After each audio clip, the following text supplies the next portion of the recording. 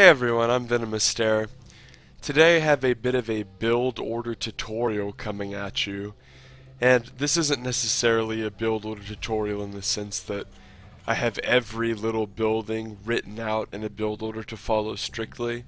I like to time my build orders out kind of like day 9 did, where you don't necessarily need to build each building on a certain supply, because oftentimes if your opponent does something wacky in the early game, you can't follow these extremely structured numbered build orders. You just need to kind of know like when to take gas and then when do I make my next building after, and so on and so forth. So this isn't going to be like a super refined, make the buildings at these numbers and like 100 gas here, this timing push, whatever. No, this is going to be more of like a general commentary thing, and it's going to be over how to play aggressive 2-factory Hellion Cyclone against Zerg as Terran. So first of all, we need to talk about how this style became prevalent and how it came to be. A few months ago in the game, the Cyclone was only able to be made whenever there was a tech lab on the factory, and this meant that it could only be made one at a time, like one factory, one Cyclone. It could not be made out of a reactor at all. And there was a upgrade for it, for range at the tech lab. But now in the current patch, this is New Year's, Happy New Year's everyone. This is January 1st, 2017, so this is the newest patch, and Cyclones can be made out of a reactor. So what that means is that you can do these aggressive Hellion Cyclone openers versus Zerg, and I'll explain why. So Hellions in TvZ have been a cornerstone unit for a very long time. And just to quickly touch on something, I like to go CC first. If you wanted to, you could do a Reaper Expand variation of this build if that's what you're comfortable with, but I like to build all of my stuff starting out at my natural ramp, because I think getting a wall in as fast as possible is very important TvZ. A lot of people like to wall up here and then wall out here, that's fine, but I think rushing it is really important. And on this map, Newkirk, you can get 2 factories in your wall in, so you can actually rally units out while being walled in, which is so important and so useful, because if you don't have to be vulnerable to ling run-bys when you do this style, it's very hard to lose, actually, I've found. So here I see that my opponent has some lings, and oftentimes when people make these early lings, they'll try to run them into your base if there's a hole in your wall in to scout. It's extremely annoying. They'll run in your base and kill SCVs. They can run over in the corner, and then whenever you look away to make structures or macro or harass, they kill your workers, or they kill your refineries. It's very obnoxious. So here I make an executive decision to complete my wall in. I make a bit of an early depot. And some people would say this is slightly inefficient macro to make a depot when you're at 32 supply to go up to 54. But I think it's extremely worth it. My reasoning being that if you can wall yourself in and prevent yourself from being harassed by Zerg or scouted by Zerg, then you're in a much better position just having spent that 100 minerals and just being a little bit inefficient. It's totally worth the trade. It's important with this build, so what's my build order? I go CC first, and then I make a barracks, make a marine to hunt for overlords. And by the way, Zergs usually send the first one to your natural, and on this map specifically it's very good, because the pathing is weird, and oftentimes they have to send it in a very vulnerable path. They assume you're going to open Reaper, so CC first into Marine opener is specifically good on this map, because many Zergs will they'll try to send their first Overlord straight shot it right here, and it'll die to the Marine, or sometimes they'll just try to straight shot it through your main base right here, and it'll die to a Marine. Then the next thing I like to do is build a factory, and then build a reactor on my barracks as soon as the barracks is done making the Marine. And obviously you need to slip in an orbital command pretty quick. Probably as the thing is it times out where you have to make the factory before one of your orbitals. So it's kind of, you can kind of choose, but I think making the factory is important. We see that my Zerg opponent has made a fast third, he's teching into lair, he's actually gone roach, and he's playing pretty safe, despite the fact that he's upgrading, he's made an extra queen. So what's the point of this build? What's the main composition? Essentially, the point of this build is, after you make that, you do the classic, like, oh yeah, I'm making the reactor off of my first barracks, and then the factory, and then I swap. We'll make a second factory pretty quickly, and then a reactor. I'm not going to go in detail on what you can do as far as swapping and making the barracks make reactors constantly, but essentially you need to know that about your first 4 factories need to be reactored. That's just the way this style works. You're going to want to play prolonged Hellion Cyclone. This is an aggressive prolonged Hellion Cyclone style, not necessarily like in an innovation style mech, dedicated like slow moving mech where you go multiple tech lab tank Thor. This is more of like a mobile aggressive mech with lots of factories with reactor. You can see here that I'm using my initial barracks to move around, and I'll basically make a factory, or excuse me, I'll make a reactor on my barracks and then lift it, and then that allows me to make a factory straight onto the idle barracks, or excuse me, the idle reactor.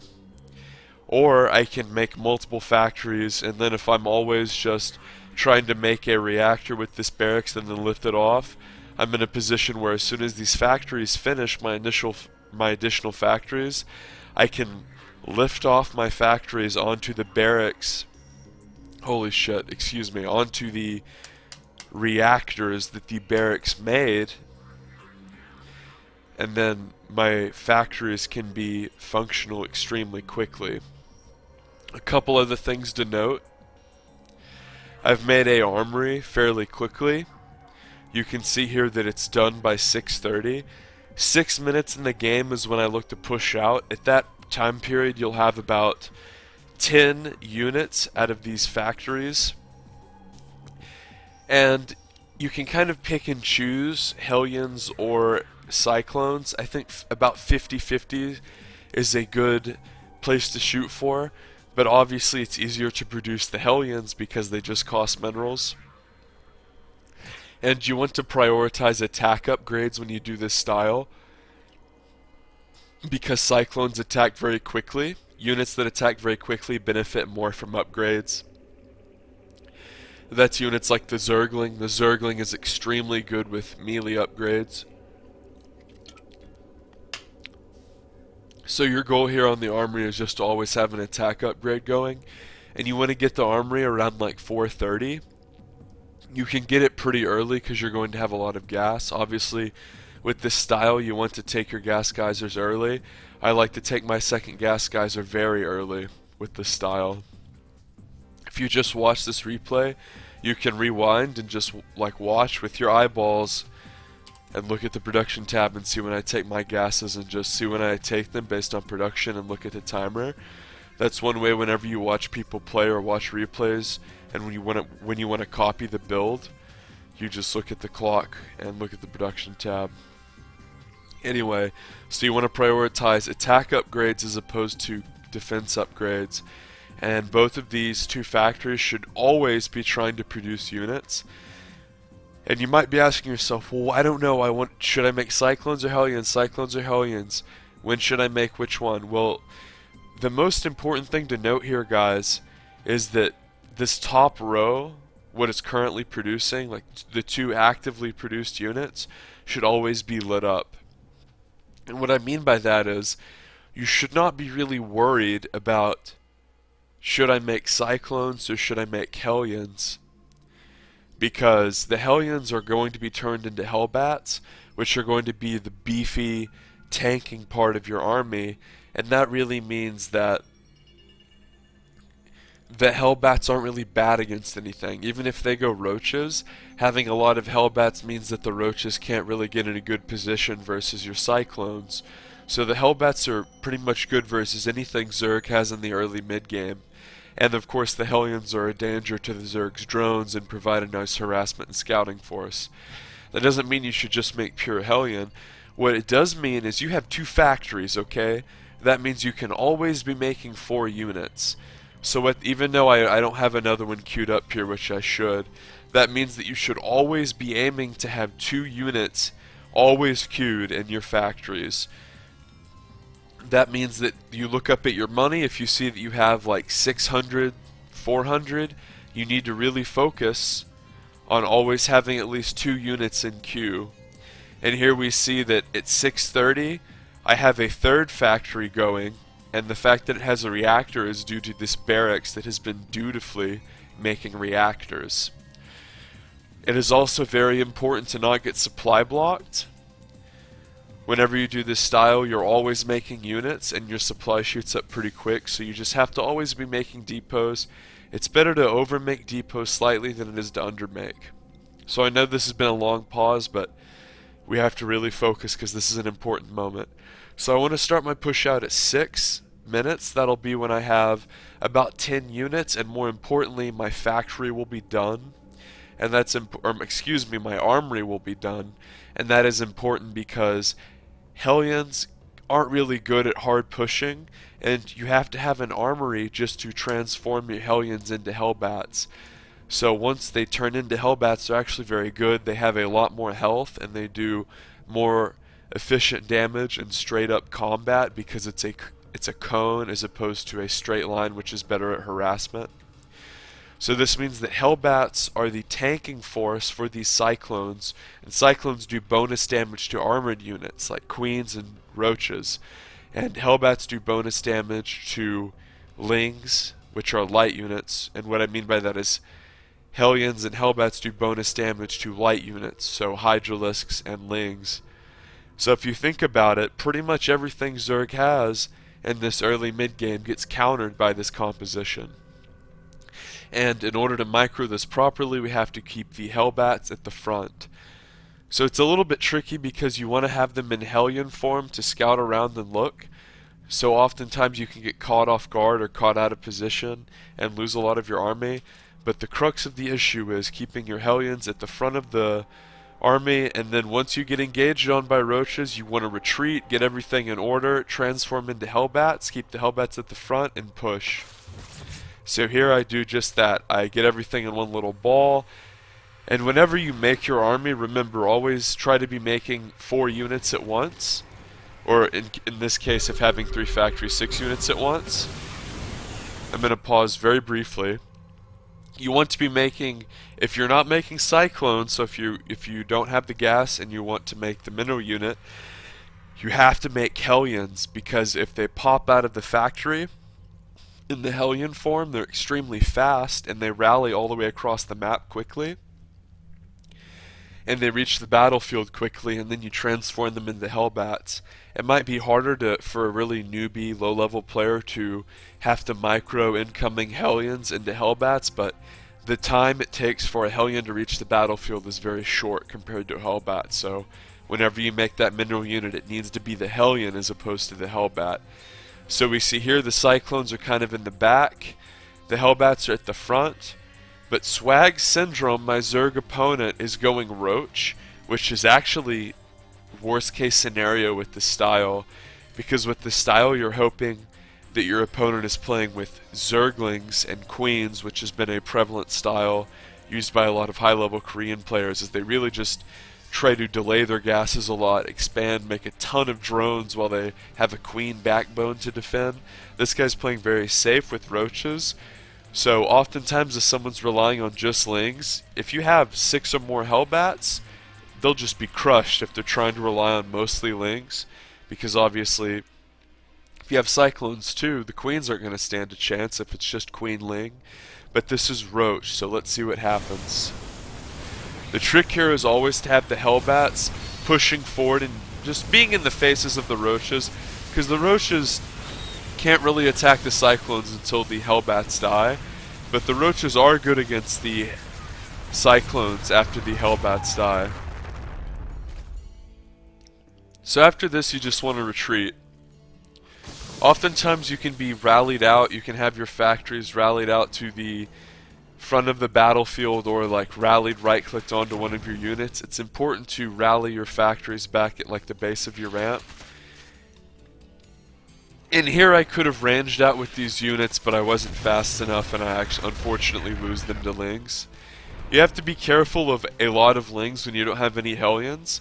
That's why even though the Cyclone seems incredibly powerful, and it is possibly the superior unit because it can shoot up, I guess you could say, but the Hellbat slash Hellion is still extremely important when it comes to this composition throughout the game, because the Zergling is so prevalent in the mid, late, and early game for Zerg, because it is the mineral dump unit of the Zerg race.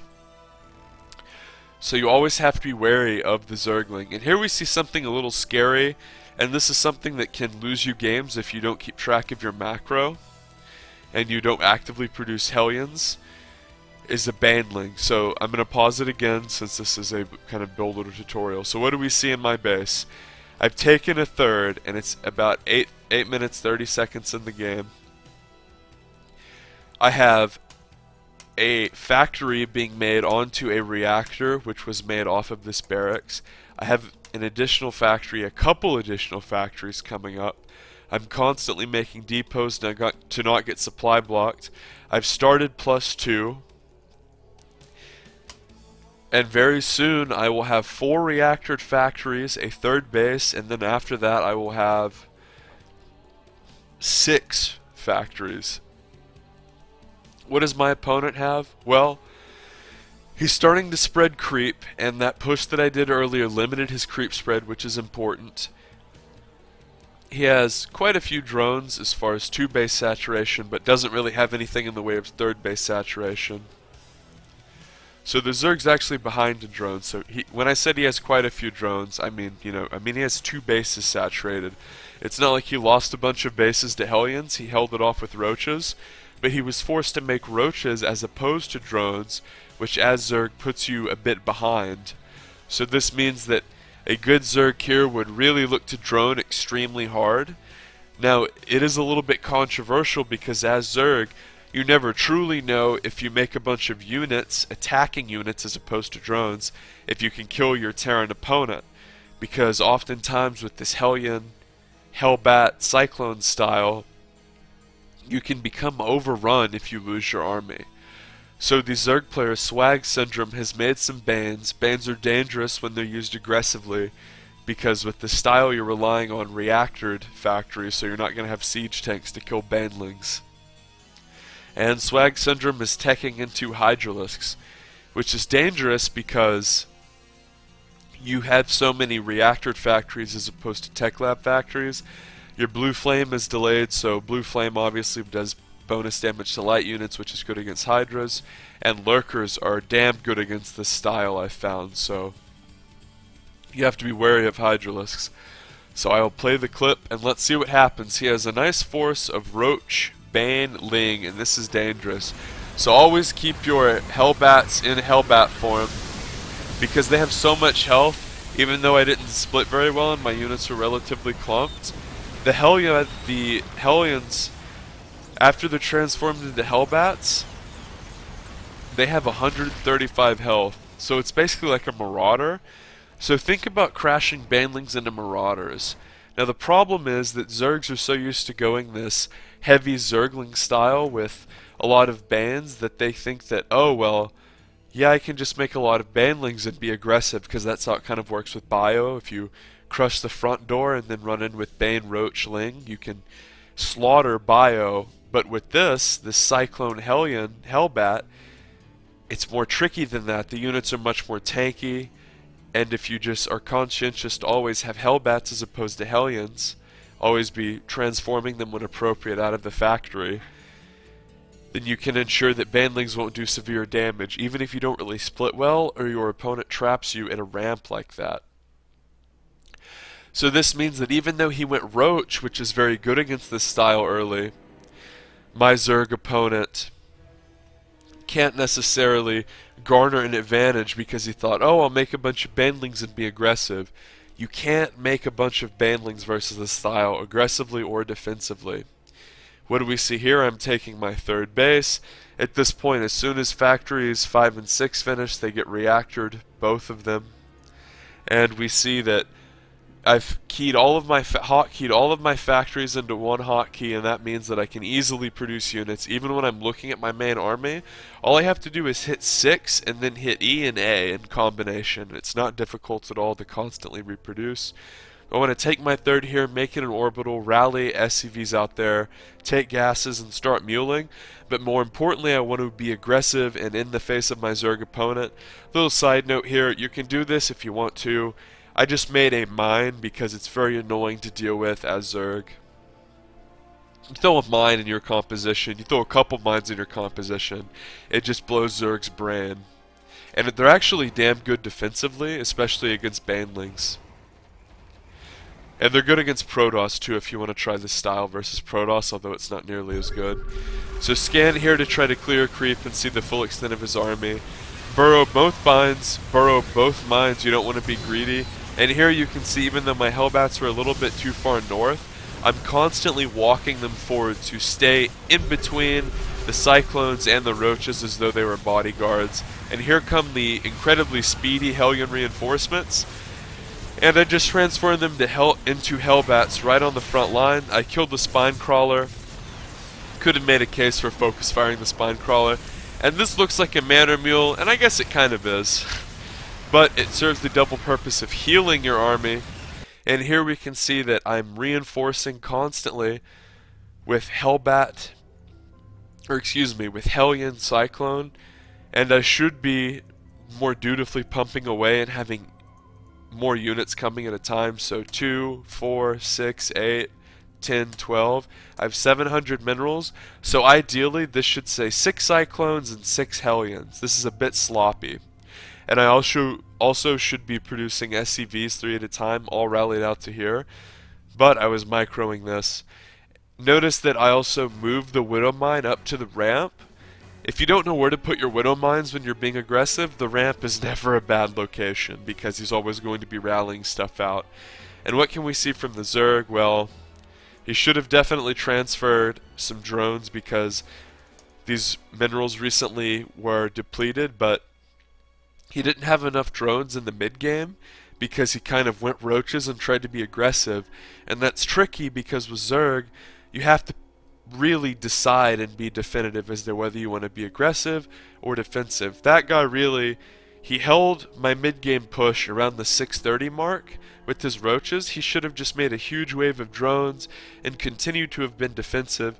But he chose the aggressive option and it didn't work out. He had to walk all the way across the map when there was no creep, and that's what happens when you try to make a baneling attack against this composition. And a surprisingly high amount of people try to do it. So I moved the 2 mines I used to be defensive forward, and then I continue to push forward. And remember, ideally we would see 6 Hellions being produced as well and being used to reinforce. So transform them into Hellbats once they come to the front lines, and focus fire the hatcheries after the army's dead and my opponent leaves. So to recount, open with 2 factories, produce Hellions and Cyclones. You always want to be producing out of your top 2 here, so producing 2 at a time as opposed to queuing a bunch up or forgetting to produce. Bit of a newbie tip there, but with this style, it's very important to always be producing 2 at a time. And what I mean, like 2 out of each factory. So I guess 4 at a time. And you also want to prioritize attack upgrades. You want to get a 3rd relatively quickly, float it down, make an orbital and triple produce SCVs. Now the crux of the issue as far as being able to defend the 3rd is if you were really scared and you know your opponent maybe had a Ling force out on the map, instead of moving forward with those Widow Mines like we saw here, you could leave them at your 3rd if you wanted to. And once your supply kicks up even further than this, you want to start making your depots out on a wall out here. Start using your depot supply like 140 through 200 to make SimCity your 3rd base. That's really important, especially against ground-based Zerg styles. Because oftentimes, one way Zerg will try to come back into games is just running Lings at you, trying to do Ling run-bys, and it's really annoying, but it can just be utterly laughed at and dominated by having tight wall-ins, and that can be easily achieved by just making your supply depots, hitting BS and shift-clicking, like holding down shift and making a bunch of depots, right-clicking to your minerals, having your guys return to mining. And even as a newbie, you can pull that off and have easy SimCity. And you also want to notice my muling here wasn't very good. It's one thing I need to work on. As soon as this third base lands, you want to mule the shit out of it and take both geysers. My macro here was a little sloppy. I was too focused on attacking. It's not hard to just produce 3 SCVs and with your mineral float from your mules make a bunch of Hellions. But we can see right at the end here when I was attacking and scanning, my macro slipped just a little bit. Not that badly, but see at the end I even did the Hellions that I was talking about. But so this is the advantage of if you do aggression, and even if it fails, your Zerg opponent can be a little bit cocky and try to be aggressive off of creep. And if you hold it, you can just counterattack. And if he's trying to make drones, you can kill him. If he doesn't make the right composition, you can kill him. If he wasted a bunch of money on bandlings, you can kill him. And the amount of people who waste money on bandlings is actually shocking, even when you try this style. Because a lot of Zergs try to play that committed, low gas, heavy Ling style. And if you just make a lot of Hellions and just make sure they're in Hellbat form when they need to be, forget about it. Zerg can't really deal with 8+ Hellbats at the front door. They can have almost infinite Zerglings, and if you have 8+ Hellbats and micro well, they're really not going to be able to do anything. And you also have to remember the Zerg, unless they have an early macro hatch, once you kill a bunch of their units, like once you kill the Zerg's whole army at their front door, and this is especially true if they're going a Zergling based style, they're going to be hard pressed to defend, just like this guy, because right as the units pop, the ones at the natural are going to die. The ones at the third base are going to kind of rally in weirdly, and they're probably going to die if the Terran has stuff rallied, like right here. And the stuff at the main base is going to like come out and be at the front door. So you can't really defend because it's impossible to get everything in a cohesive structure and really defend. So that was pretty much the video. It was very in detail and there were a lot of newbie tips. And if you like that, subscribe for more. Make sure you click the little bell icon so you get notifications.